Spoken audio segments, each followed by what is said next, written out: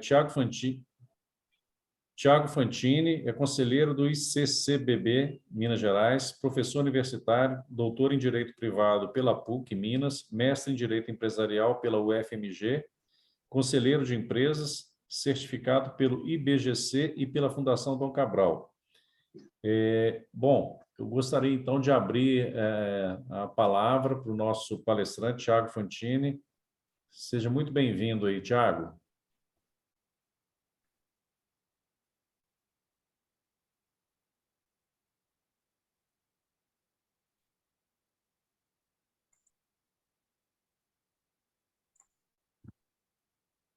Boa noite. Todos me ouvem bem? Sim. Ah, que ótimo. O tema de hoje é um tema interessante. Eu trouxe um material e nós vamos compartilhá-lo, né? Para que nós tenhamos aqui um roteirinho que fica mais fácil. Aí está o tema, né? Governança, riscos e compliance. E a governança como prática de um capitalismo consciente. Gente, é um tema que ele pode até ganhar uma complexidade, mas ele parte de um pressuposto, ele parte de uma percepção, né? Primeiro, a ideia de governança, que é um sistema, né? Então, eu viro para vocês e falo assim, qual é o melhor sistema que eu tenho para tornar o meu negócio longevo? Né? Qual é o sistema que eu tenho para tornar o meu negócio com um controle mais adequado e com esse controle mais adequado eu também possa ter resultados melhores? Então, se eu estou falando para um grupo que é empresarial, eu estou dizendo, será que a sua metodologia é a mais adequada? Será que o que você faz, a maneira como você se organiza, é a melhor forma? Então, a governança ela vai nos mostrar, por meio de caminhos já conhecidos, se nós estamos num nível de maturidade baixo, médio ou alto, se os nossos controles são bons ou ruins, e se os nossos resultados eles refletem ou não o tipo de organização que a gente tem, né? Então, se eu trabalho melhor a minha governança, nesse sentido, desenvolvimento de um sistema de controles que possa me dar uma tranquilidade maior na tomada de decisão, eu quero é decidir melhor. Será que a minha decisão é puramente intuitiva? Porque se ela for puramente intuitiva, eu tenho um problema. Porque a minha intuição pode ser boa, mas também eu posso errar de vez em quando, né? Então, eu não posso perder a minha intuição. Acho que isso é muito importante. A intuição ela traz em si uma ideia de experiência, uma ideia de vivência, uma ideia de conhecimento das coisas da vida. Mas, se eu não tenho alguma métrica que me ajuda a tomar uma decisão de negócio, eu vivo na intuição. E aí eu vivo num mundo perigoso, porque eu posso errar, né? Mesmo que tudo mostre um caminho diferente, eu ainda continuo insistindo ali no meu achismo, né? Então, é essa ideia que a gente quer combater, né? A gente não quer tirar essa delicadeza que muitas vezes existe na experiência trazida pelos anos de desenvolvimento do trabalho. Mas nós queremos mais do que isso. Nós queremos que algumas métricas estejam à disposição para que o indivíduo possa decidir melhor. Então, se eu tenho uma governança melhor, eu diminuo os meus riscos, né? Eu mitigo os meus riscos. É um trabalho de mitigação de risco, né? Eu vou fazer uma mitigação de riscos por meio por meio do conhecimento que eu tenho dos riscos que podem me afetar, né? Quais são os riscos internos que eu tenho? Quais são os riscos externos que eu tenho? Aqui no Rotary, quais são os riscos internos que eu tenho para o desempenho da minha atividade, para o desempenho da minha função? Não é? Ou seja, o que lá fora me afeta e pode atrapalhar o desenvolvimento do meu objeto?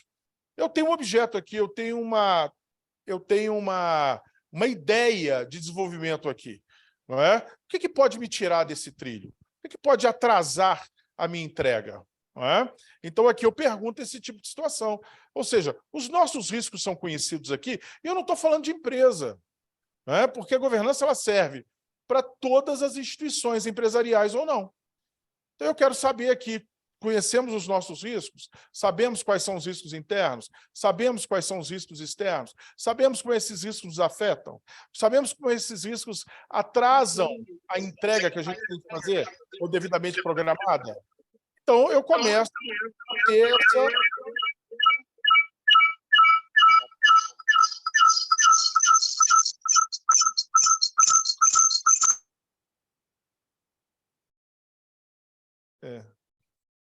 pode ser.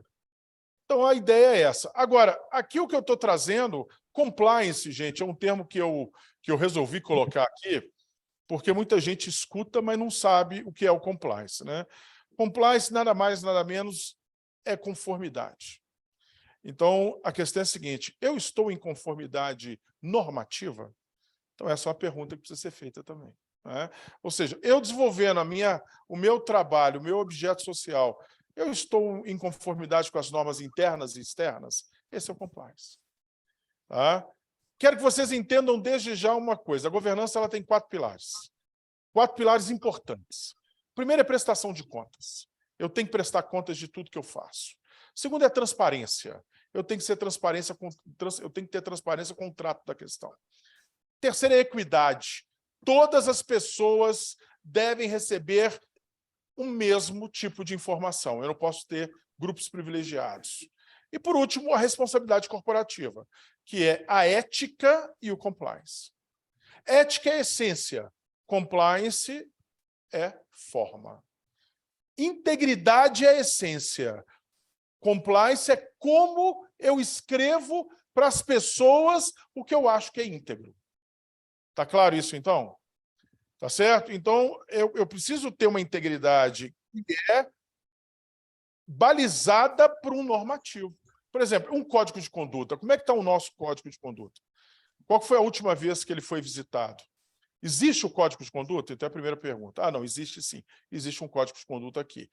Pois bem, qual foi a última vez que ele foi revisitado? Ah, já tem um tempo, já tem 10 anos, 15 anos, 20 anos. Não, outro dia mesmo nós fizemos uma releitura dele. Então, para eu poder falar de integridade, eu tenho que ter um código de conduta contemporâneo. Eu não posso ter um código de conduta atrasado, anacrônico, que a gente fala. Por que a gente não pode ter um código de conduta nessas condições? Porque ética, gente, a ideia de integridade ética passa por uma situação que é muito clara para nós. O que é tolerável e o que não é tolerável? Pois bem, eu pergunto para vocês, o que é tolerável para vocês?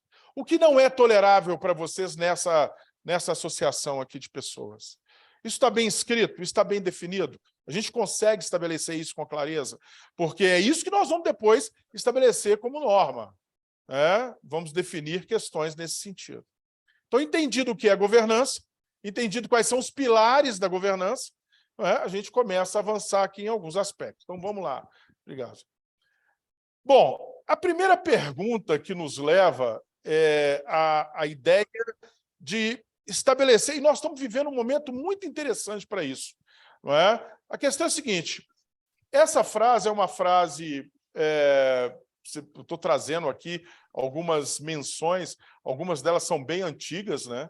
Porque eu quero saber o seguinte, eu quero que uma atividade seja sustentável. E eu pergunto a vocês, o modelo econômico no qual nós estamos inseridos, ele é sustentável? Então, a pergunta que eu estou fazendo é, o capitalismo é sustentável? Essa é a pergunta. Né? Aqui eu trago algumas expressões interessantes. Né? Há uma crença simplória e estranha de que os mercados são entidades estáveis, sólidas e confiáveis, que se autorregulam. Olha, nós tivemos a crise de 29, que todo mundo aqui estudou, né? A quebra da Bolsa de Nova York. Nós tivemos aqui, vamos pular outras, vamos direto para a crise de 2008, que foi uma quebradeira danada com a quebra do banco Lehman Brothers, que tinha mais de 100 anos de existência. Não é? Então, ou seja, será que o mercado ele se autorregula? Nós tivemos as empresas .com nos anos 2000, nós tivemos a Enron na década de 90, ou seja, toda vez que você deixa o mercado fazer, talvez, a sua própria regulação, e você não tem um ente como o Estado para dizer quais são os limites, o que ele está dizendo é isso, deixa o mercado se autorregular para vocês verem onde é que ele chega. Normalmente ele chega no limite, né? Ele chega quebrando aí economias. Então aí está, Achava-se que o capitalismo do século XXI se regulamentaria por conta própria, mantendo-se perto de um estado de equilíbrio firme e autoajustável. Essa do Keynes, né, do século XIX, o decadente capitalismo internacional individualista pós-Primeira Guerra, não é um sucesso, não é inteligente, não é belo, não é justo, não é virtuoso, não produz bens. Ou seja, nós estamos falando lá final do século XIX, início do século XX, mas quando pensamos sobre o que pôr no seu lugar, ficamos perplexos. Então, ou seja, esse capitalismo não nos atende, mas o que nós colocaríamos no lugar? Então, se esse capitalismo não nos atende, não é que eu quero tirar o capitalismo e colocar outra coisa, não é isso que eu estou falando. Eu quero é que como esse capitalismo pode ser consciente. Ou seja, como esse capitalismo pode ser mais consciente nas suas atividades, nas suas questões, no nosso desenvolvimento, no nosso dia a dia, nas nossas relações. Então, por exemplo, uma empresa mais humanizada. Será que é isso que nós queremos? Eu acho que isso é que nós temos que pensar. Temos que ter um alinhamento nesse ponto de vista. Nós estamos com... Aí, mais um detalhe, é uma menção que a gente poderia fazer? Uma menção? É uma menção que a gente poderia fazer aqui? Estão já conosco aqui os nossos companheiros de Portugal. Então, além do agradecimento que foi feito aos nossos companheiros do Brasil, agradecemos agora também os nossos companheiros de Portugal, os nossos amigos. Muito obrigado pela presença. E aí eu caio naquela outra frase do Rubini, Será que o capitalismo está nos trazendo estabilidade ou está nos trazendo crise da maneira como ele está instalado? E, por último, uma frase do Frei Beto e do Leonardo Boff, que eu acho muito interessante, que na forma como ele é posto, ele aguça as desigualdades. Ele não trabalha de outra forma. Ele centraliza a riqueza e socializa o sonho. Eu achei essa frase maravilhosa. Vamos em frente, para poder cumprir o meu horário aqui. Bom, aqui é um slide que, se vocês perceberem bem, hoje nós temos um acrônimo que é o ISD. Acho que muita gente já deve ter ouvido falar, o ISD, ESG, que seria o Environment, do I, o Social, do S, e o Governance, da governança. Então, é o meio ambiente, o social e a governança. Como é que a gente coloca ali? Por que está ali daquele jeito? Porque a governança é a base para eu estabelecer uma melhor pegada ambiental e uma melhor pegada social. Se eu tiver uma estrutura organizada, eu respeito o meio ambiente. Se eu tiver também com esse planejamento, gente? Se eu tiver uma estrutura adequada, eu não vou cometer equívocos sociais. Quem leu agora recentemente o que aconteceu lá no sul do Brasil?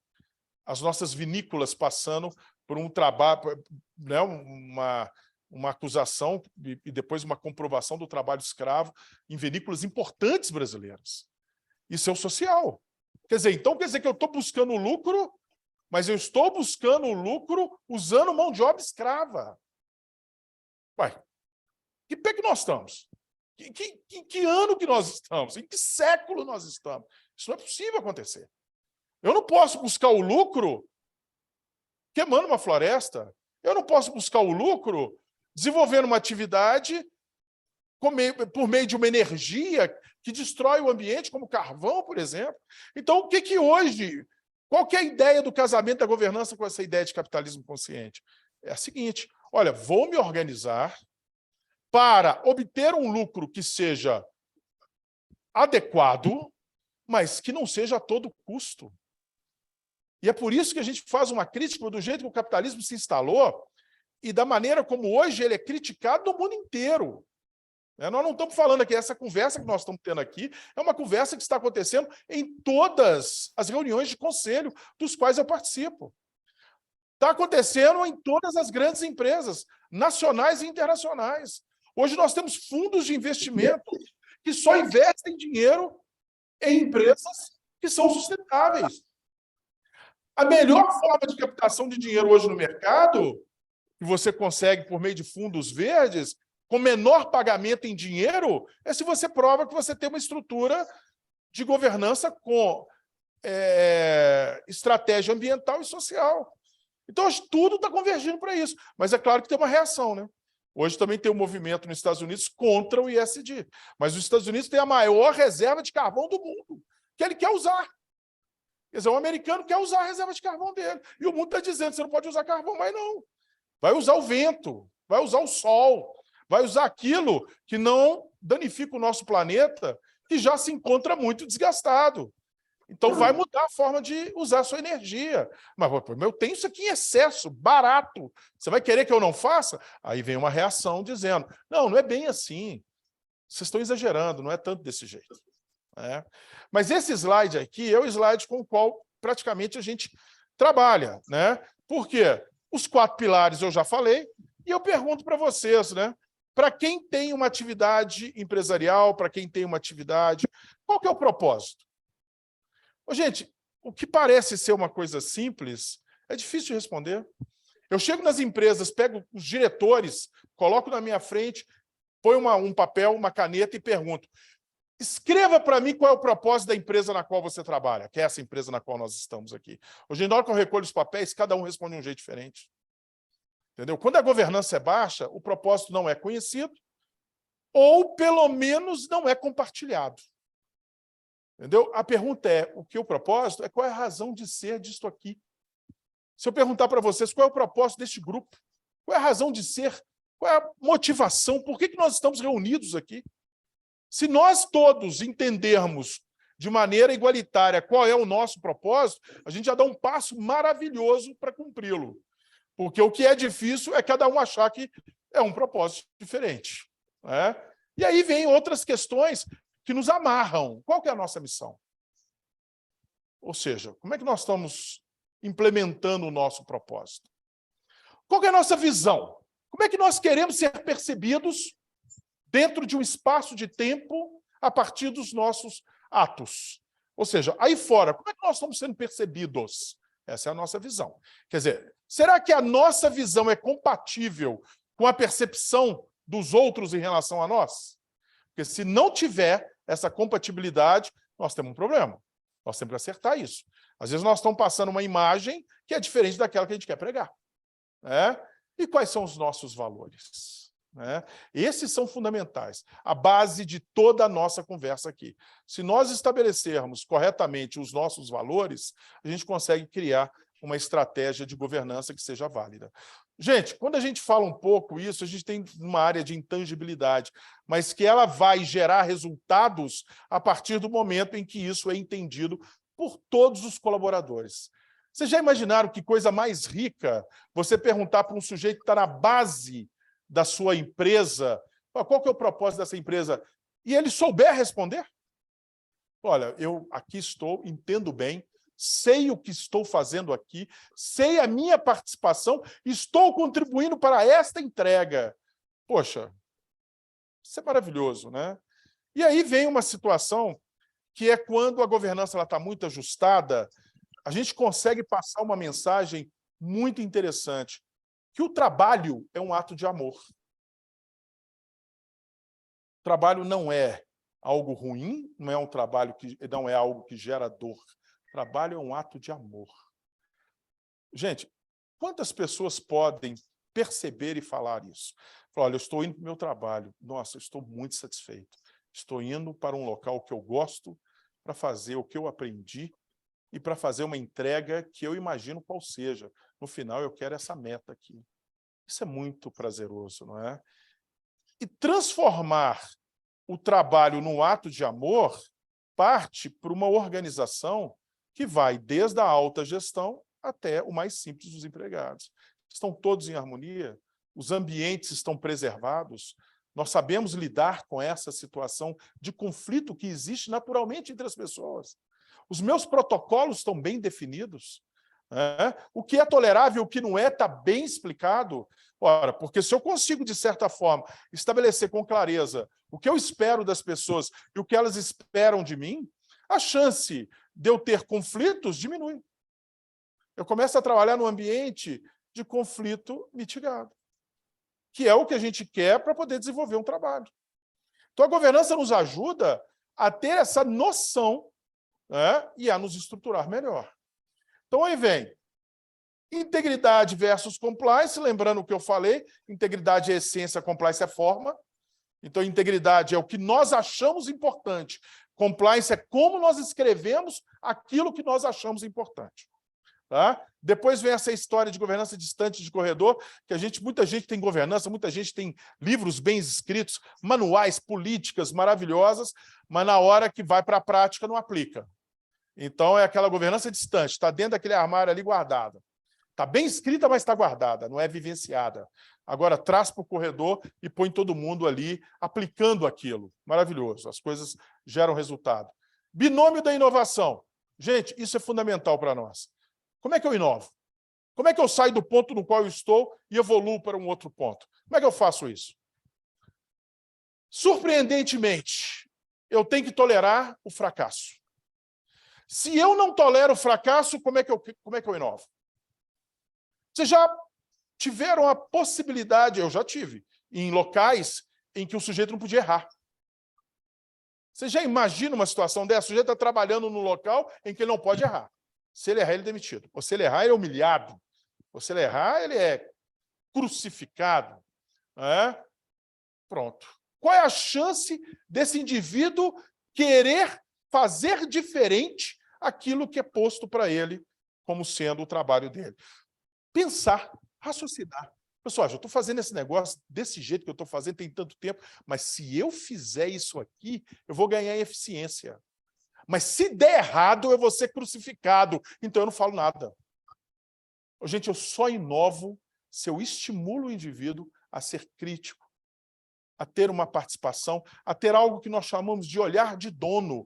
Se todo mundo na minha hierarquia, abaixo de mim, eu sou o CEO, eu sou o diretor, presidente. Se todo mundo abaixo de mim tiver olhar de dono, o meu negócio voa. Porque eu vou estar em outros níveis. Porque vai estar todo mundo cuidando do negócio como se fosse dele. E o grande caminho é, eu tolero. Você pode errar. Você pode errar, desde que você esteja trabalhando em prol de uma mudança de perspectiva, de eficiência. Desde que você não esteja errando por desídia, por negligência, né? Aí não vale. Agora, não, você está fazendo o seu trabalho, pensou em algo diferente, propôs algo, deu errado, maravilha, a gente evolui assim. Não é? Agora, eu falei binômio. Qual que é o outro ponto? É a intolerância à incompetência. Então, eu permito o erro de pessoas competentes. Essas que eu já identifiquei como competentes, elas estarão conosco e podem errar. Agora, eu não posso tolerar o erro de uma pessoa incompetente, porque essa pessoa incompetente nem deveria estar sentada naquela cadeira. E é óbvio que se ela está sentada naquela cadeira, a chance dela errar é grande, né? Porque ela não deveria estar ali, ela não tem perfil para estar ali. É muito comum. Eu chego, às vezes, para fazer a governança num determinado local e pergunto, cadê o organograma? Eu falo, você é escravo do organograma? Não, eu quero saber como é que essa empresa está estruturada. Essa caixinha aqui, com o nome tal, né, com a função. Qual que é a função que o sujeito tem que desenvolver aqui? Ah, é essa. Qual que é o perfil que se espera para que esse indivíduo desenvolva bem essa função? É esse. Aí eu pergunto, o nome que está sentado aí tem esse perfil? Porque se ele não tiver esse perfil, o que ele está fazendo? A chance de dar errado começa a aparecer. Só que, gente, às vezes o sujeito que está sentado ali é o tio, é o primo, é o irmão, é o pai. É a esposa. É o marido. E o danado não tem o perfil. O que você tem que fazer? Tirar dali. E tirar dali é fácil? Não. Não é porque, na maior parte das vezes, nós trabalhamos com empresas familiares. E quando a gente fala de empresa familiar, eu quero que vocês me respondam uma pergunta. Empresas familiares nós temos muitas. Mas famílias empresárias nós temos poucas. Empresa familiar é aquela empresa que tem os familiares trabalhando. Mas uma família que se comporte de maneira adequada para a manutenção do negócio, aí não são tantas. Aí são poucas. Famílias empresárias nós temos poucas. Porque eu quero que as pessoas que estejam sentadas nos devidos lugares sejam as melhores. Façam as melhores entregas. Não haja ali nicho de poder, né? Eu estou aqui porque eu sou irmão e eu mando em você porque eu sou da família. Ué, se existe esse raciocínio, acabou. Não tem governança. E a empresa está à sorte do acerto do indivíduo que acha que sabe tudo. Não é? Então, é isso que a gente combate nas empresas familiares. E aí, gente, entra a governança familiar. Quantas vezes vocês já viram o dono da empresa virando para a secretária e falando algo assim, vai lá e paga uma conta pessoal minha. Ou o motorista da empresa, vai lá e pega meu filho na escola. Né? Ou o caixa, né? Chega um filho e fala, papai, eu estou precisando de um dinheiro aqui. Ele tira do caixa do negócio e dá para o filho fazer algum tipo de pagamento. Não é? Então, quando chegamos numa empresa que tem a questão familiar muito evidente, o que a gente tem que fazer é a separação entre o negócio e a família. Isso não é fácil, isso é difícil. Não é? E isso só se faz com governança. A ideia de responsabilidade e liberdade é uma ideia muito interessante, porque é o seguinte, eu não quero que tudo seja centralizado em mim, que sou o dono, ou que sou o líder, ou que sou o diretor. Eu quero que todos tenham a liberdade de desenvolver da melhor forma possível o trabalho que foi dado para elas desenvolverem. Mas eu quero que elas tenham responsabilidade. Então, quando eu falo liberdade e responsabilidade, eu estou falando de maturidade. Eu estou falando para o indivíduo, ó, essa caixinha aqui é sua, a função é essa, e a entrega que eu espero de você é essa aqui. Não vai ficar me ligando, não vai ficar me procurando, não vai ficar me pedindo autorização. Você já está autorizado para agir dentro deste núcleo e a sua responsabilidade está posta. Tem um livro que é muito interessante de ler, ele foi meio revolucionário, chama A Regra é Não Ter Regras. Ele é o livro que conta a história da Netflix, né? E como que a Netflix mudou completamente o conceito da relação empregado-empregador. Então, na Netflix, você tem quantas férias você quiser no ano. Quantos dias você quiser de férias no ano. Você vai trabalhar quando você quiser. Você usa, desde que você esteja vestido adequadamente, você usa a roupa que você quiser. Entendeu? Quer dizer, isso é o mínimo deles. Daí vem muitas outras coisas. Mas pergunta, mas dá certo? Para eles deu. Aí vem um e quer imitar aquilo ali. Talvez ele não esteja num momento da maturidade que a Netflix tinha quando ela fez isso. Mas por que ela fez isso? Porque não interessa quantos dias ele trabalha. O que interessa é o que ele vai entregar no final do tempo que eu pedi para ele fazer. Ah, Sérgio, tudo bem? Eu vim só 2 dias nesses 2 meses, mas estão aqui o que você me pediu, com qualidade que você me pediu. A Netflix chegou nesse extremo. Tá? Não é fácil copiar? De jeito nenhum. Porque nós temos uma questão cultural. Né? Cada empresa também tem sua cultura. Né? Bom, visão de dono, sonho grande é a grande meta que você tem. Se todo mundo conhece, todo mundo trabalha naquela direção. Né? O tom sempre vem do topo, porque não adianta o sujeito falar uma coisa e praticar outra. Né? O topo é que determina como as coisas funcionam. O poder do diálogo e da escuta. Isso eu acho fantástico, porque isso não é só no mundo empresarial, isso é no nosso mundo pessoal. Eu pergunto para vocês o seguinte, eu estou falando uma coisa, vamos imaginar que nós estejamos aqui num debate. Né? Eu estou falando um negócio para vocês aqui e vou querer uma resposta. Né? Quantos de vocês conseguem terminar de escutar o que eu estou falando? Porque a tendência é chegar no meio do caminho, você já está pensando na resposta. Aí você já parou de me ouvir. Então você já está deduzindo que o raciocínio que eu estou fazendo é você já não está me escutando mais, e no final das contas você está para me responder. Porque a bola não pode cair, não é isso? Então, na hora que ele parar de falar, pá, pega o cara. Né? E é uma coisa complicada. Agora, você imagina isso no mundo societário, em que você precisa estar à mesa e o outro precisa te escutar. E ele não te escuta, porque ele para de escutar na hora que você está falando. Imagine isso num relacionamento conjugal. O marido está falando, a mulher já não está escutando mais. A mulher está falando, o marido já não está escutando mais. O filho está falando, o pai não está escutando mais. Porque para de escutar. Porque eu tenho que pensar na resposta. Aí você já não está mais ouvindo o que a pessoa está falando.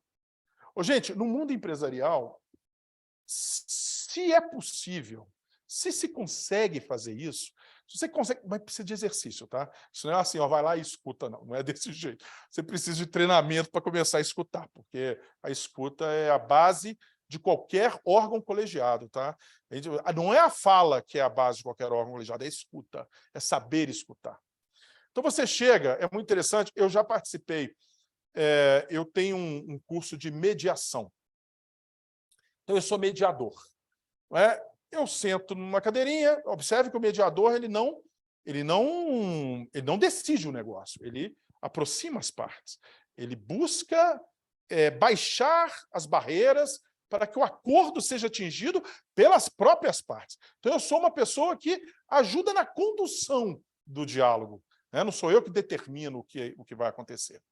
Muito bem. Então, qual que é uma técnica interessante que eu sugiro a vocês?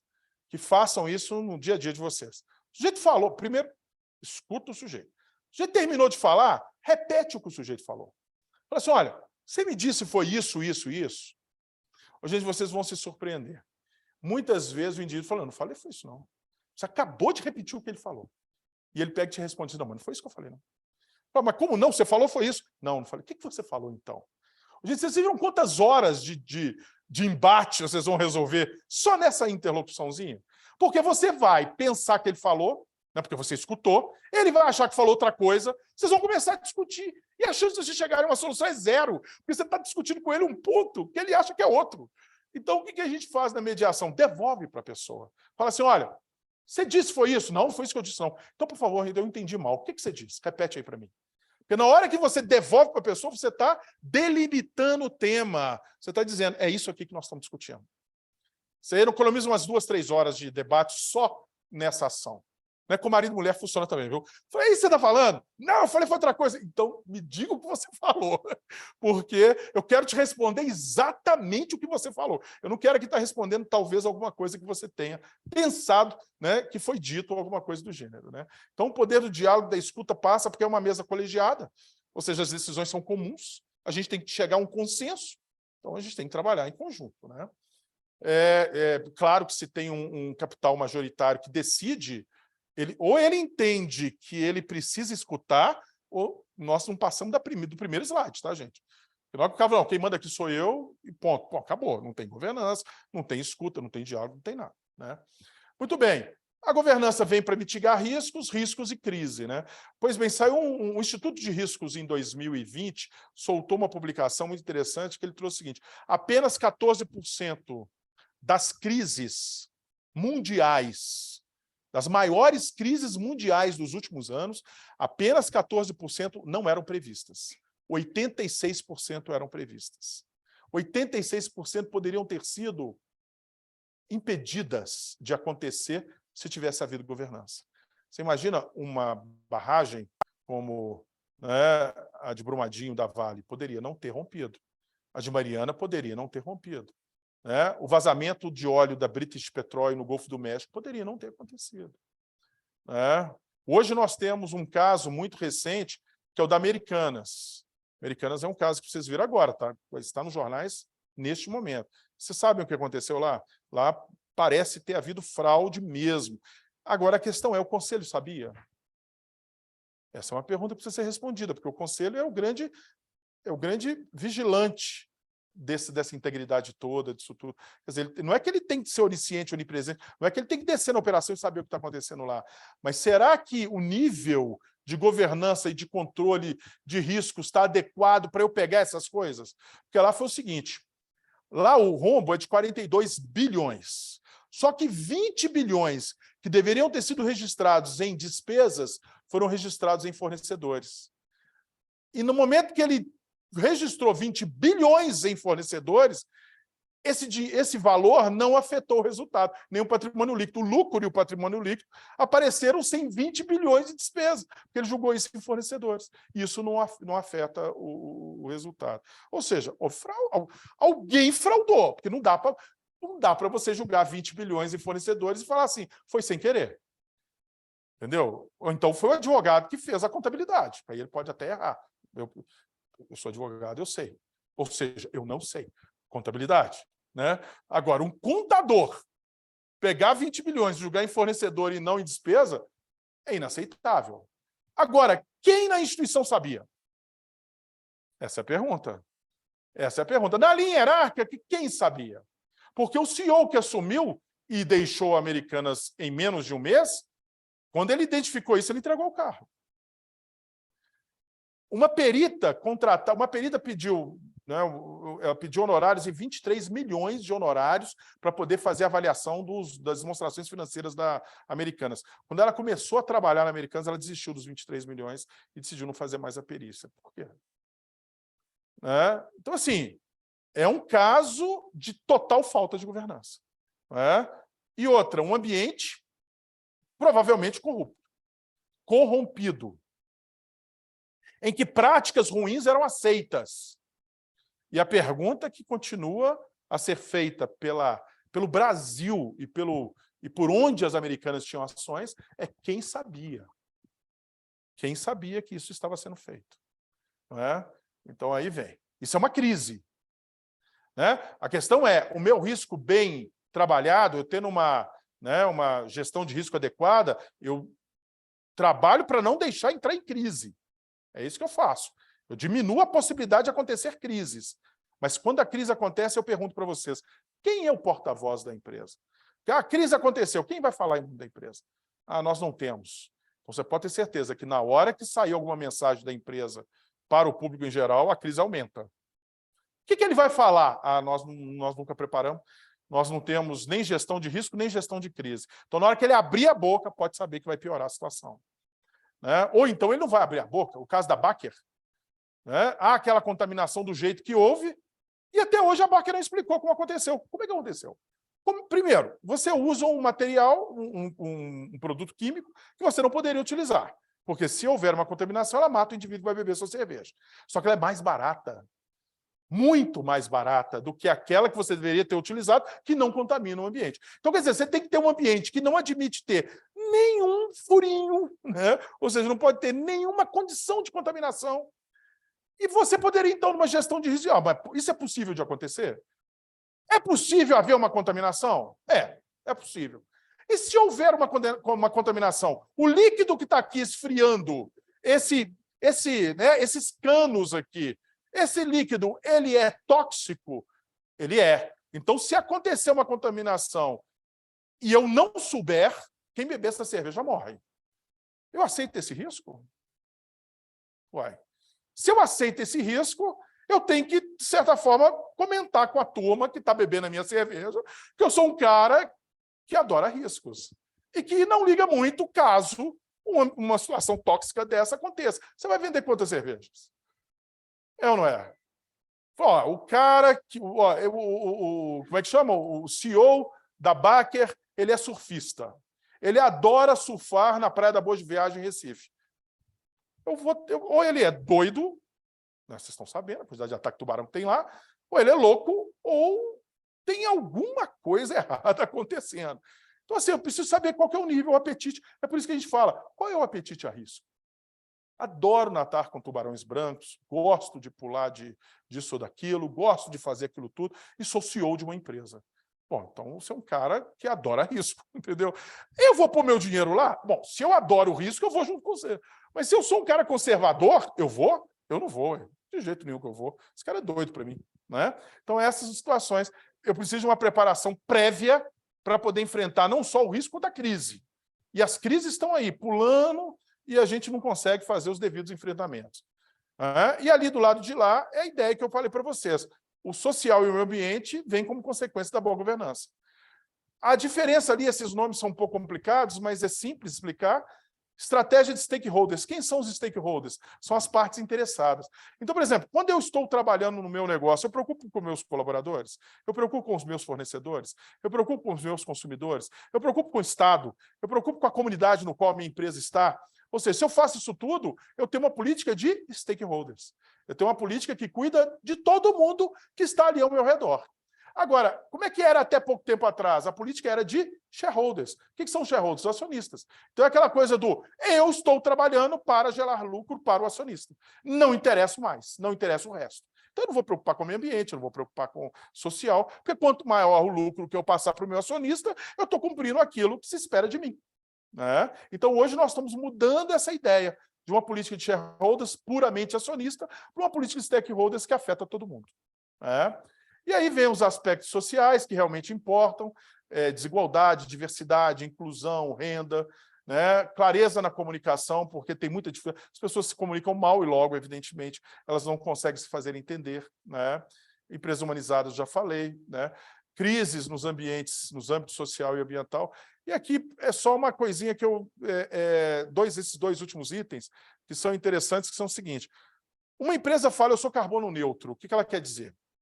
Gente, uma empresa, para poder querer ser alguma coisa em matéria de carbono neutro ou zero, ela tem que obedecer 3 escopos. O primeiro escopo é a energia que ela usa. Ou seja, a minha energia é eólica. Ótimo, já cumpri o meu primeiro escopo, eu uso uma energia limpa. Segundo escopo, o inventário de carbono. O que significa isso? Significa que qual é o inventário de gás efeito estufa que eu gero com a produção do meu produto. Né? Aqui eu estou gastando isso aqui eu estou gastando aquilo ali. No final, eu tenho inventário. Terceiro, a cadeia de fornecedores tem que pensar como eu. Por isso que não é fácil. Não é? Olha o que eu coloquei ali. Escopos 1, 2, 3 na busca de desenvolvimento empresarial sustentável. Faz sentido? Ambev. 83% da pegada de carbono dela está no fornecedor. Quer dizer, o primeiro escopo, eu dou conta dele, porque eu estou dentro de casa. Ou seja, eu vou mudar a minha energia para solar. Pronto, eu faço. O segundo é, eu vou monitorar o tanto de pegada de carbono, de gás de efeito estufa que eu estou gerando. Pronto. Fiz o inventário, sei quanto que eu estou gerando. E terceiro, meu fornecedor. Qual é a metodologia sua? É essa, não, você não vai ser meu fornecedor mais. Eu quero aquele lá que pensa como eu, que está também nessa pegada sustentável. Só que não é fácil você mudar o fornecedor. Às vezes o fornecedor tem o melhor preço para você. Né? Então, quando você muda o fornecedor, você impacta o seu resultado. Então, você começa a ter que fazer algumas escolhas. Perceberam isso? Então, essa é a ideia. E a diferença do carbono neutro e do carbono zero, para terminar, é essa. Porque quando você fala do carbono, você tem o seu inventário, ótimo. O que você está fazendo para poder compensar aquilo que você está jogando de gás carbônico no mercado? Eu estou fazendo aqui uma grande plantação, eu estou fazendo aqui uma despoluição de uma água que eu uso, eu estou devolvendo a água potável que eu uso, eu tiro a água da natureza e quero devolvê-la também em condições de uso por outros. Quer dizer, eu estou fazendo uma estratégia de compensação. Por quê? Porque eu continuo emitindo gás carbônico, mas eu compenso. Vocês já pegaram um voo da Azul, ou da Latam, ou da Gol? Este voo é carbono neutro? De vez em quando a gente entra no avião e está lá escrito, esse voo é carbono neutro. Por quê? Porque a pegada de carbono daquele voo está sendo compensada pela empresa em algum lugar. Isso é o carbono neutro. E o carbono zero? Eu não emito carbono. Ou seja, minha produção é toda sem emissão de gás de efeito estufa. Algumas empresas estão prometendo isso para 2030, algumas empresas estão prometendo isso para 2040, a maioria está prometendo isso para 2050. A questão toda é, o planeta aguenta? Porque a gente tem que reduzir 1,5 grau, voltar às temperaturas aí, de eras muito anteriores à nossa. Então, a questão é, a governança ajuda nisso? Sim. Então, qual é a correlação entre a governança e o capitalismo consciente? Você só consegue estruturar uma jornada capitalista consciente se você se organizar previamente, se você abraçar essas questões. Sem isso, você não avança. Né? E é uma questão de todos, ou então a maioria, acreditar nisso e, obviamente, desenvolver essas práticas. Né? Então, isso. Não obstante ter muitos slides aí, eu ia parar aqui mesmo, porque senão vira uma aula de 5 horas, né? E isso a gente não quer. Então, essa que é a ideia, gente. Mostrar a vocês o que é governança, mostrar a vocês quais são os pilares da governança, mostrar a vocês como é que se comunica com o capitalismo atualmente. Se nós não mudarmos essa visão capitalista que temos que gerar lucro para o acionista e ponto, sem a preocupação com esses stakeholders que estão aí orbitando esse indivíduo, a gente não vai para lugar nenhum. Né? Nós estamos fadados mesmo a uma situação de perdas. Agora, se a gente rever, né, se a gente buscar aí uma alternativa, talvez aí a gente encontre caminhos interessantes para todos nós, né? E para os nossos descendentes. Que é essa entrega que a gente vai ter que fazer. Nós ainda vamos ficar numa terra habitável. Né? Eu quero saber o que nós vamos deixar para quem está vindo aí. Então é isso aí. Obrigado, gente, pela oportunidade.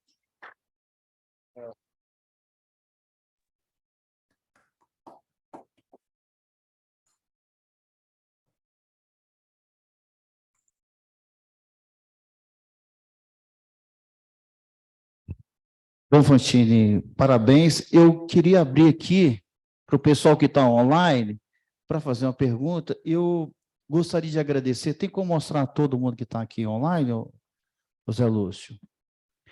E em respeito até ao Pedro, o Pedro Bastos, porque lá em Portugal agora é 1h da manhã, né? Está dormindo? Está quase, né? Então, o horário... Ô, Pedro, muito obrigado pela sua presença, tá? Você quer fazer alguma pergunta? Não, eu gostei muito da palestra. Realmente aqui já é um bocado tarde. Confesso que estou um bocado cansado. Mas realmente para termos uma organização a funcionar direito, temos que ter tudo muito bem ligado e ter o propósito da empresa e a missão bem estudado por todos, desde a pessoa que está em cima até a pessoa que está em baixo. Gostei muito os meus parabéns ao palestrante. Tranquilo. Mas não tenho pergunta.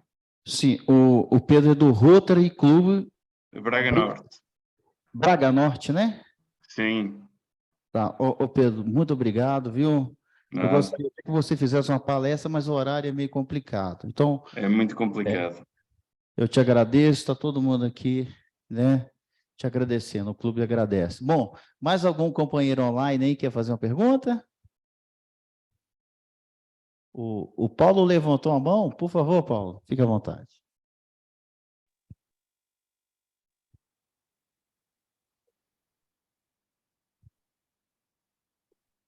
Oi, Paulo.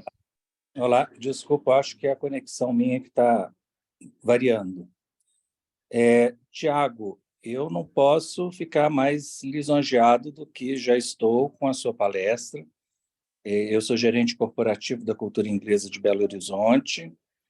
Quando a gente fala em cultura inglesa, a gente fala também de cultura inglesa Brasil, que mexe mais com 2 milhões de estudantes por ano, né?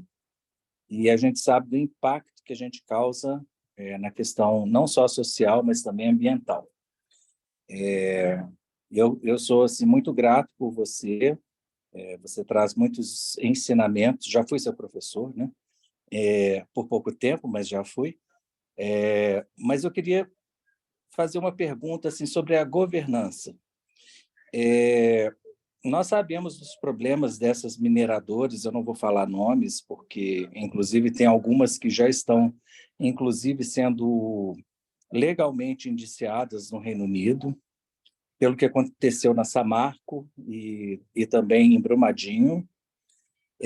Mas aonde que a governança possa ter falhado ou não nessas empresas? Eu acho que isso é uma coisa muito boa de esclarecer, porque a gente coloca muito dedo em cima delas, né, no nariz delas, etc. e tal. Não estou dizendo que elas não são culpadas ou não, mas aonde eles falharam nessa governança? Isso existe alguma relação de governança e as decisões finais, como você falou aí, né? Assim, eu vou tomar uma decisão, mas isso tudo depende de uma certa governança, de saber se as pessoas acreditam, se os projetos estão de acordo, etc, etc e tal. Me fala assim no contexto geral, tá? Eu sei que isso é um tópico para 6 semanas, mas assim, de uma forma geral, onde a governança permeia esses aspectos dessas mineradoras que causaram tanto impacto negativo, principalmente em Minas Gerais? Obrigado, Paulo. Eu falei para vocês que a governança tem 4 pilares, né? Prestação de contas, equidade, transparência e responsabilidade corporativa, ética e compliance. Paulo, eu acho que assim, primeiro item, transparência. Faltou transparência. Fazendo uma análise depois dos 2 rompimentos, a gente percebe como a informação não circulava. Então, ficou muito claro que, num nível de gerência, em Brumadinho havia uma manipulação muito séria em relação às informações. Era um controle muito grande sobre a circulação de informações. Isso saiu na imprensa, não estou fazendo nenhuma análise assim, que foi lido, que foi divulgado. Então, a transparência é a primeira. E, quer dizer, não estou colocando numa ordem aqui de importância, não. Paulo, o segundo aspecto foi a ética. Eu acho que faltou ética, porque só depois do segundo rompimento é que providências reais foram tomadas em relação, a várias outras barragens.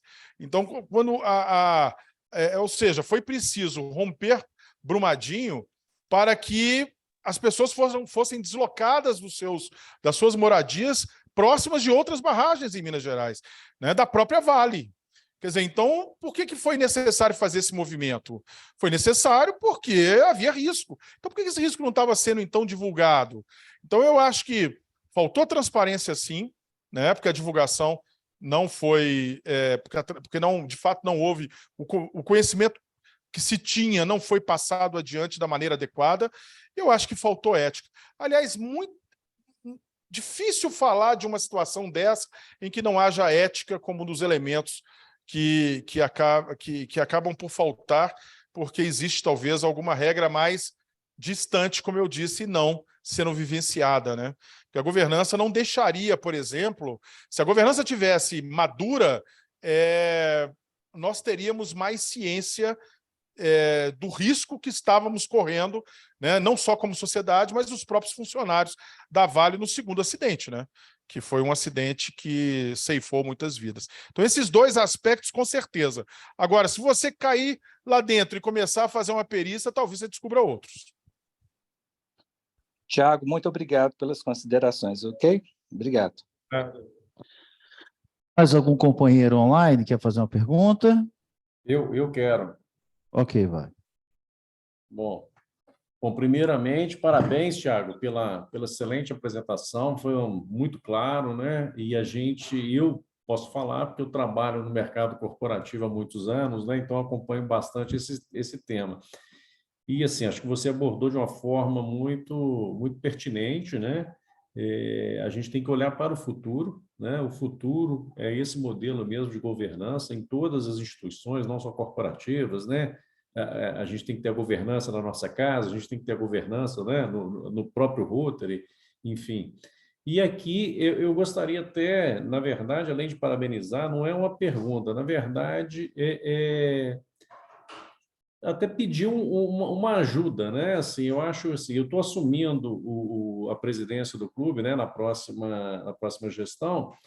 Eu acho que um modelo, não que a gente, né, a gente tem um certo nível de governança, mas eu acho que assim, a gente pode melhorar bastante aplicar bastante esses aspectos também, né, na instituição, né? E como clube Barro Preto, Rodrigo Clube Barro Preto, eu gostaria de contar, né, com a tua participação, com o teu auxílio, para a gente desenvolver, né, buscar modelos de governança para poder fortalecer ainda mais o nosso clube, né? Então, buscar com você aí esse aprendizado, essas aplicações, para que a gente possa criar um modelo sustentável, né? O clube já tem mais desde 94, né? 28, 29, quase 30 anos, né? Que a gente possa perpetuar isso ainda de uma forma mais governada, né? Para que a gente possa seguir, né, esse caminho que a gente se propõe. Então, antes de mais nada, obrigado aí pela sua apresentação e gostaria de propor isso para você, tá? Claro, fique à vontade. Muito obrigado e boa noite a todos. Fico lisonjeado, fico honrado. O meu avô falava, ele tinha uma frase para essas questões, Wagner, ele falava assim, honra não se recusa. Então, você não pode recusar a honra. Se você se sente honrado, você aceita, né? Então, eu estou me sentindo honrado, lisonjeado, e é claro, ajudo você sim, é um prazer. Estou acostumado a implementar sistemas de governança. Já tive sucessos muito interessantes, já tive fracassos também muito interessantes, que me ensinaram muito, né? E a gente precisa alinhar muito o que a gente quer. Eu acho que se a gente alinhar exatamente o que a gente quer, o que todos queremos, né? É como se fosse o desenho de alguma coisa, né? Um primeiro rabisco para que a gente possa entender bem qual é o desejo e as expectativas. A partir daí, avançamos. Porque uma coisa importante governança customizada. Ou seja, não existe um produto pronto que você coloca dentro de um determinado local e faça ele funcionar. Quer dizer, você tem os princípios. Quando você vem para o determinado local, você molda aquela necessidade. Quais são as dores? Quais são as dores do Rotary? A gente costuma trabalhar primeiro as principais dores, né? Depois a gente vai para outros estágios, né? Avançando gradativamente, sem causar pânico. Porque a governança, gente, ela tem um detalhe, ela quebra paradigmas, né? Ela tira as pessoas da zona de conforto, ela tira as situações daquele, sabe, ela mexe nas raízes, então não tem jeito. Então, para a gente não abortar o processo antes dele nascer, a gente pensa, combina, desenha, monta a estratégia, pensa nas metas e estabelece o caminho para fazer. Conte comigo. Obrigado. Ok, mais algum companheiro online quer fazer uma pergunta?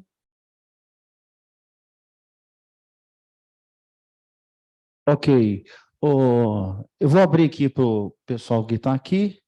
Zé Lúcio, depois a gente dá uma lida no chat, tá? Ô Cida, você quer fazer uma pergunta? Ô Cida.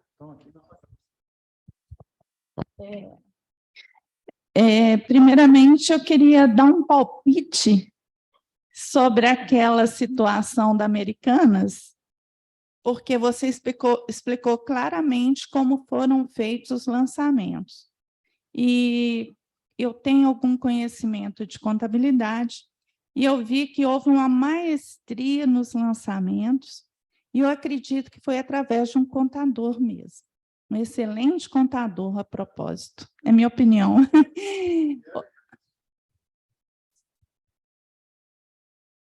É um lançamento de 20 milhões num ato único, né?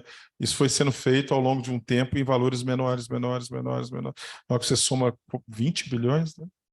Exatamente. Outra coisa que eu queria abordar, antes de abordar minha pergunta, é que, só para esclarecimento, o Rotary, ele tem o estatuto e o regimento interno dele. Então, um clube rotário não é um clube como se fosse um navio sem uma direção, né? Só para clarear, porque... Eu já até falo, quer dizer, estatuto e regimento importantes, mas se não tem um comitê, se não tem um código de conduta, você deixa... Não estou dizendo que a integridade não esteja absorvida por esses dois documentos. Provavelmente a integridade está lá, dentro dos dois documentos, tanto o estatuto quanto o regimento. Só que o Código de Conduta é um código que ele deve trazer qual é a essência da integridade para vocês, e isso está muito bem claro. O BDMG faz uma coisa muito interessante. Nós temos um crachá lá, que quando a pessoa vira, tem um QR Code. Na hora que você põe o celular, abre o Código de Conduta. Por que o BDMG pôs o Código de Conduta no peito do funcionário? Porque para ele é fundamental que aquelas linhas ali traduzidas possam ser vistas até mesmo diariamente. Se você tiver alguma dúvida, recorra, né? Não diga que você não sabe. Então, assim, o que eu digo é a melhor governança seria o estatuto, o regimento, o Código de Conduta. Onde você tira desses dois lugares os tratamentos de integridade que foram colocados lá, coloca no Código de Conduta enxuto. Ele tem que ser um Código de Conduta enxuto. Se fizer um Código de Conduta muito grande, também não dá. E aí, os procedimentos, né, que vão apurar as condutas fora dele. Entendeu? Então, assim, porque todo lugar tem estatuto e regimento, mas quando tem um Código de Conduta, você tem um local que você trata da integridade isoladamente. Ela não está meio que misturada com outras matérias. É isso. Também queria falar que nós temos um código de ética que chama a prova quádrupla. E a nossa está aqui bem na frente da nossa mesa. Depois, se você quiser, eu até posso te mandar. Então, isso tudo que eu falei, esqueçam. Tem um código de ética que está resolvido. Qual foi a última? Qual foi o último? Pois é, qual foi o último? É a última versão dele. Não, é uma versão única. Hã? É uma versão única, não, sempre foi. Não, sim, mas ela é relida e Sim. atualizada. Não, ela não pode ser atualizada porque ela foi criada... Ela só tudo pode... bem. Isso aqui, então, são os 4 princípios éticos. Exato. Tá, Ok, o código de ética desdobra disso para Exato, poder estabelecer qual é a conduta que nós queremos aqui dentro. exato. Então, é um documento que vai ser construído a partir daí, entendeu? Exato, muito bom. Agora, chegando na minha pergunta, né, é o seguinte, quando você falou aí do caso Americanas, é uma coisa assim que pequenos investidores como eu, né, que tem lá o meu cofrinho no banco, né, mas assim, a gente fica meio receoso, porque eu fico pensando, e se meu banco vai quebrar por causa dessa questão da Americanas? Então, será que existe esse risco mesmo? Porque eu vejo que tem Bradesco, Santander, só os dois que eu sei, e Itaú, me parece. Então, fica aquela insegurança do pequeno investidor, que eu posso falar do pequeno, porque eu sou pequeno, não sei do grande. E isso pode ser um fantasma ou pode ser uma realidade?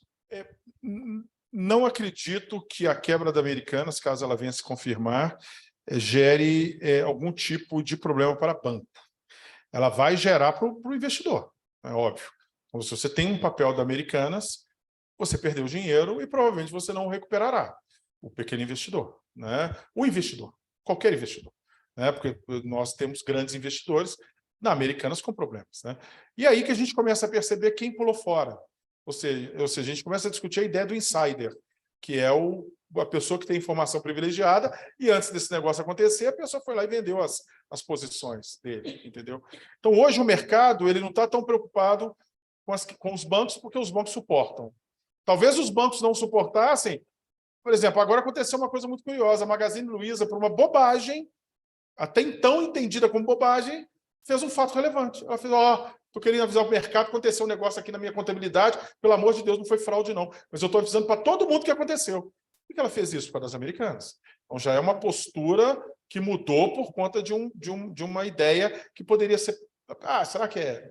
Agora, se o mercado inteiro começa a afundar, aí a gente preocupa com os bancos. Mas a quebra da Americanas não vai acreditamos que não afete os bancos. Mas os investidores já estão afetados, os valores das ações caíram muito. Não há chances assim de um curto espaço de tempo de recuperação. Então, quem tinha dinheiro lá provavelmente perdeu e não vai reaver.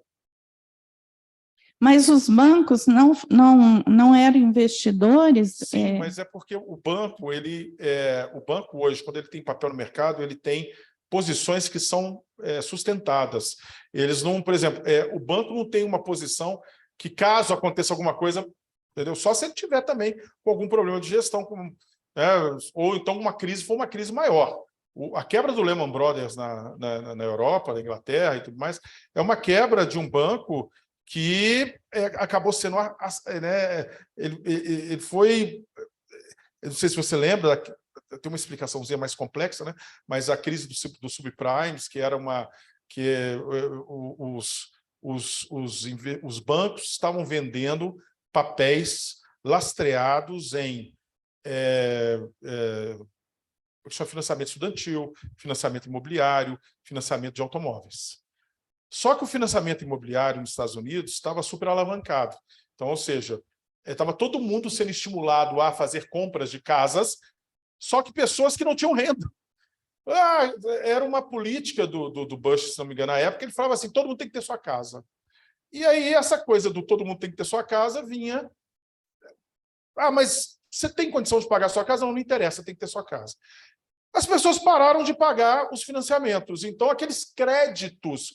Porque o banco tem um crédito que é sustentado pelo pagamento de um financiamento. Aqueles créditos pararam de ser pagos. As pessoas pararam de pagar. E aí vieram as empresas de ratings, de classificação de risco, para dizer, esse papel aqui é AAA, pode comprar que ele está garantido. Entendeu? Só que não estava. Era uma casca de ovo. Não tinha nada dentro dele. Por quê? Porque era um grande rombo. As pessoas não estavam pagando mais. Não é? E na hora que isso veio igual um tsunami. E aí até banco não aguentou, porque o mercado tinha negociado milhões de papéis assim. E quando o banco estava lastreado todo em cima de um negócio como esse, a coisa aconteceu do jeito que aconteceu. E o Lehman Brothers quebrou porque não houve tempo hábil de ajuda. Os outros bancos que estavam quebrando foram ajudados pelos governos. O governo americano ajudou, a Europa ajudou, colocou muito dinheiro. Por isso que os bancos não quebraram. Então, a situação é mais ou menos essa. A Americanas é muito pequena para gerar um rombo desse nos bancos. Não obstante, o impacto que ela gerou ser suficientemente grande para trazer esse incômodo que trouxe para todo mundo. Mas para gerar uma quebra generalizada ou uma quebra em bancos fortes como Bradesco, Itaú, Santander mais fraco um pouco, mas Bradesco e Itaú, jamais. Santander, só se ele tem posições muito presas a esse negócio para não conseguir reverter. Porque normalmente é assim que um banco quebra, entendeu? Porque para banco quebrar, cá para nós tem que ter alinhamento de planetas, né? Tem que ter toda uma coisa mística acontecendo, junto com alguma crise econômica, né? Porque senão ele não quebra. Mas esse caso da Americanas, ele não pode, ele pode desestimular os investimentos? Olha, no Brasil é uma coisa curiosa, porque tudo desestimula investimentos, né? Tudo desestimula investimentos. Mas sabe por quê? Porque o nosso mercado de capitais é muito fraco, perto de outros mercados. Nosso mercado ainda que está nascendo aqui, quer dizer, que nasceu, mas que está sendo assim, que está desenvolvendo, que depende de tanta coisa. Aí vem uma crise e todo mundo, nossa, não vamos comprar mais papéis. Mas, assim, o mercado está suportando a crise das Americanas, já atravessou essa crise, acredito eu, né? E nós temos que fortalecer. Gente, a melhor maneira de captar dinheiro não é em banco, é em mercado. Só que a gente não consegue captar dinheiro em mercado. É raro isso, sabe? Poucas empresas, nós temos poucas empresas no país fazendo isso, do potencial de empresas que existem para fazer, né? Somos ainda muito escravos da remuneração bancária, pagando juros altíssimos. O ideal é ir para o mercado, abrir o capital, ter governança, porque senão você não abre o capital, e aí sim ter o investidor popular, que é aquele que vai comprar a sua ação. Mas eu acho que a gente passa por mais essa também. Tiago, tem uma coisa que eu ainda não entendi. Por que foi feita essa fraude? Eles não pagavam duplicatas, né? Não pagavam duplicatas e lançavam despesa. Não lançavam despesa. O que eles faziam? Bom, hoje nós estamos questionando, inclusive, os gênios do capitalismo moderno brasileiro, que eram sócios da Americana, né? Ou seja, esses caras hoje estão na berlinda, porque até o final do ano passado era um exemplo de sucesso e de comportamento empresarial, não obstante alguns estarem envolvidos em problemas éticos graves. Então, havia essa percepção do mercado, mas como os resultados eram irretocáveis, é aquilo que a gente está falando aqui. Faziam vista grossa. Quando eu falo fazia, o mercado fazia, a sociedade fazia. Os caras são os bambambãs, quem vai questioná-los? Essa era a primeira situação que envolvia essa certa arrogância que acabou permitindo que isso acontecesse, né? A questão toda é resultado, apuração de resultado, porque eles estavam falando em lucro, e lucros, assim, estratosféricos. Só que quando você joga, na verdade não são 20, são 42 bilhões. Quando você joga 42 bilhões num balanço, né, você reverte o resultado. Então, assim, o que se sabe até agora, porque eu acho que ainda está cedo para fazer conclusões, é que a questão que eles estavam manipulando era o resultado e a distribuição de dividendos. Aconteceu uma coisa muito também que incomodou muito o mercado, é que eles dividiram 500 milhões de dividendos já depois do anúncio dessa crise, que pegou muito mal para o mercado também e não foi legal. E os auditores independentes? Era uma multinacional americana, né? Essa era a Ernst Young, né? Ernst Young. EY. Que a outra, mais famosa também, diluiu quando do Lehman Brothers.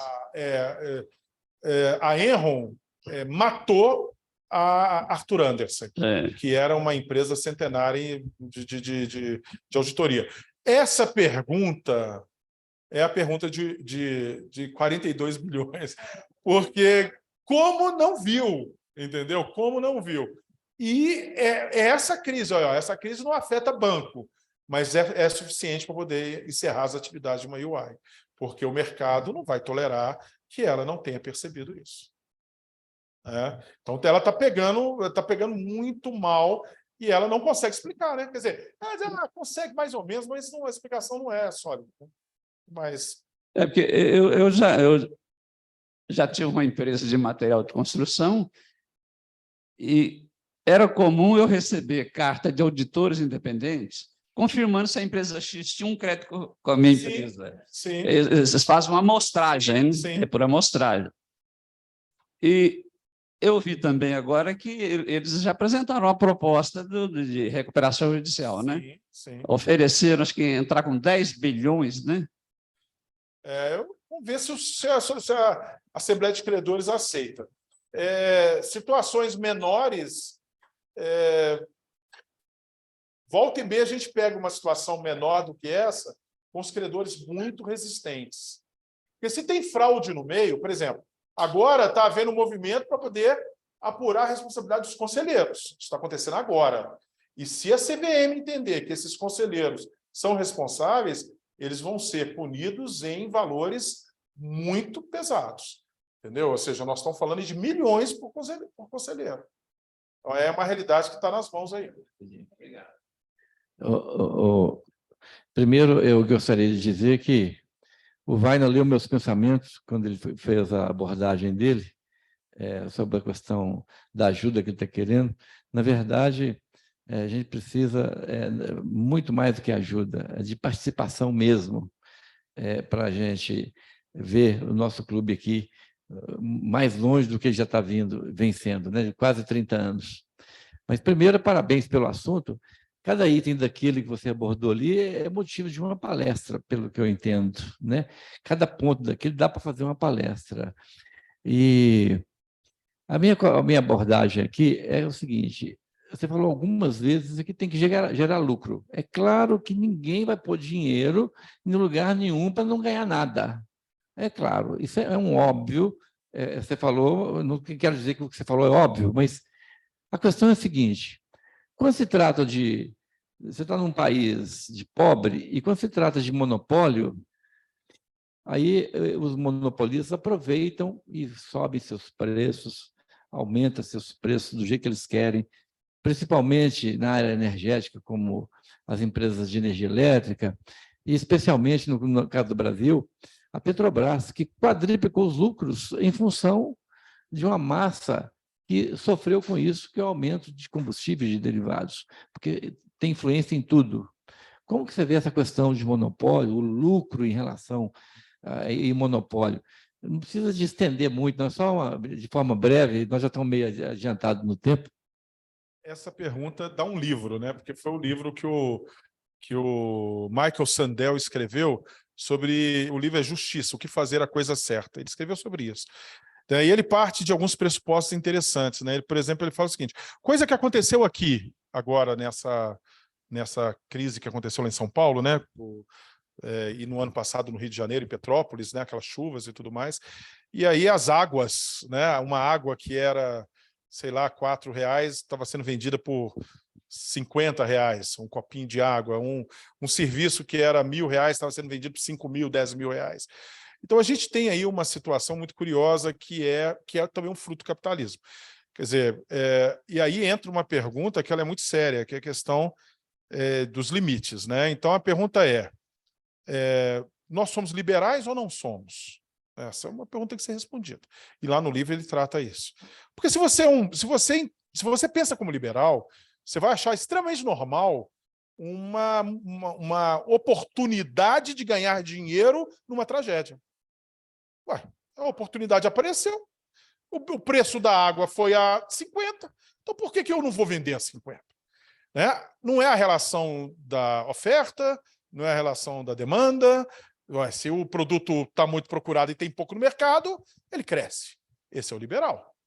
O social vai dizer assim: poxa, legal, só que ele não pode, no momento de tragédia, em que as pessoas estão ali, né, na miséria absoluta, sem nada, ele pretender ganhar exatamente nesse momento em cima do ocorrido.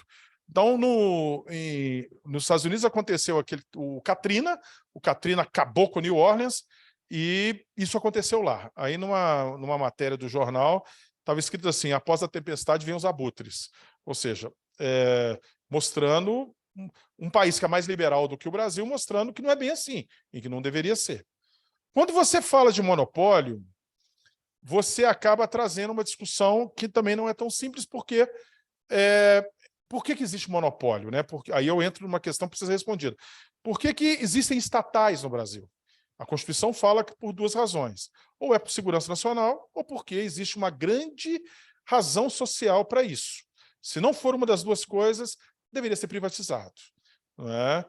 E aí você começa a discutir a ideia do monopólio. Né? Aí você fala assim, poxa, a companhia gerou não sei quantos trilhões, porque se fala o seguinte: mas parte disso voltou para o governo, que é o maior acionista. Aí você fala assim, pois é, mas será que eu não trabalhei esses valores para distribuir dividendos para os acionistas estrangeiros?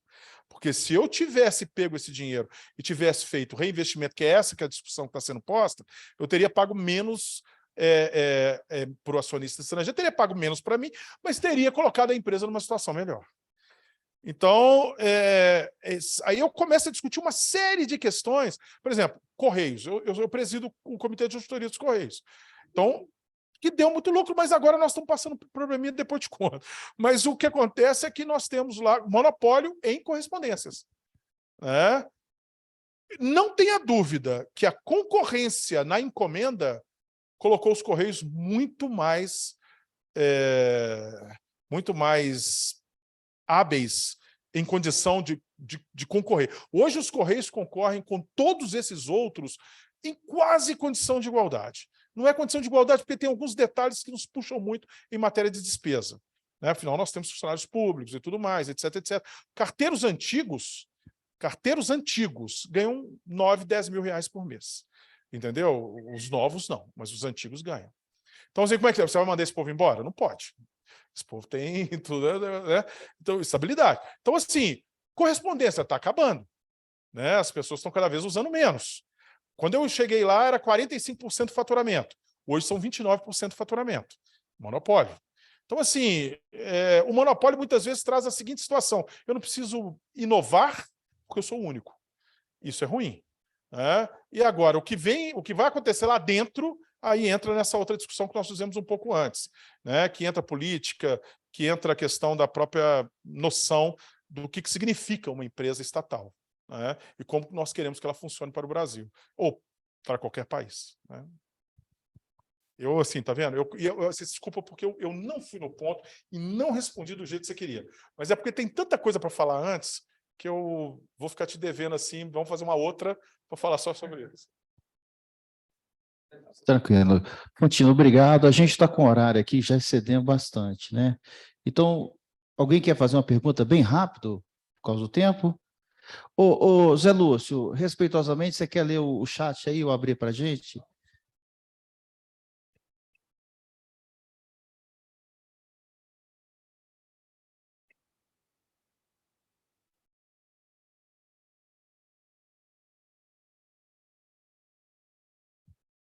Bom, a Marisa Polés, né, que é a nossa companheira, ela escreveu: excelente palestra, não basta somente gerar lucro.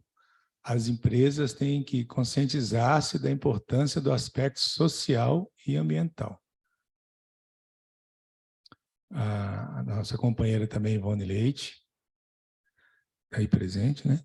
Ela escreveu: parabéns pela palestra, tema de extrema relevância que precisa ser debatido por envolver a sustentabilidade, considerando, além da governança, o social e o meio ambiente, imprescindíveis para a vida em sociedade e no planeta. O Pedro, né, nosso colega lá de Portugal, parabéns pela palestra. Aqui a hora já vai longa e amanhã é dia de trabalho. Até breve. A Ivone também, a Ivone também depois pediu licença e saiu também. Então, foi esses aqui as palavras.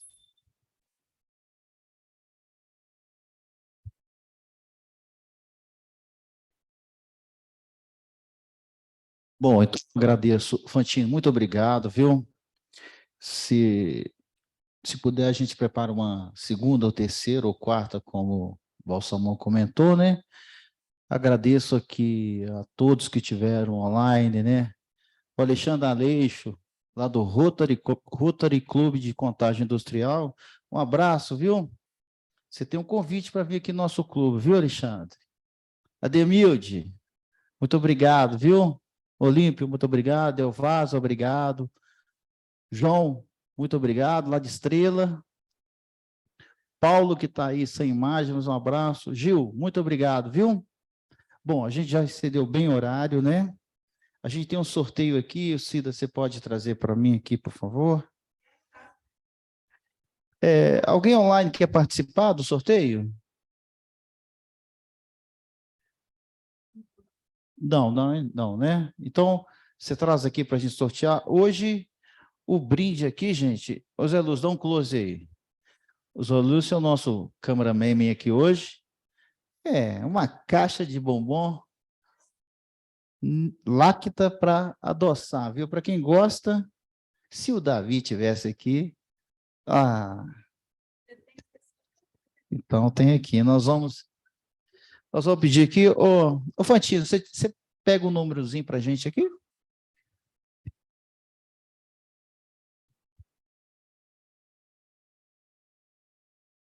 Não, se tivesse... Aqui, bom, é o número 24870. Espera aí que eu tenho número aqui também, né, gente? 870. Aqui, viu? Eu acho que o Davi ganhou. Está aqui, ó. 870, ok? Vamos para o próximo aqui, tem mais uma, são 2 caixinhas, né? Ô, Fantino, tira mais um para a gente aí. Fantino, não precisa ser o meu não, tá?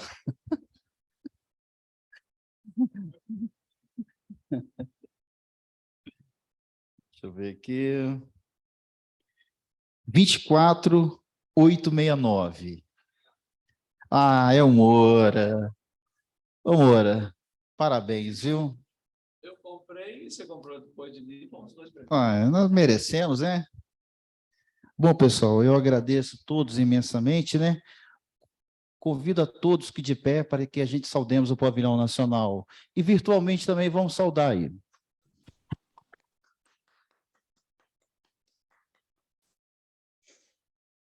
Muito obrigado a todos. Declaro encerrado a reunião e vamos para o companheirismo.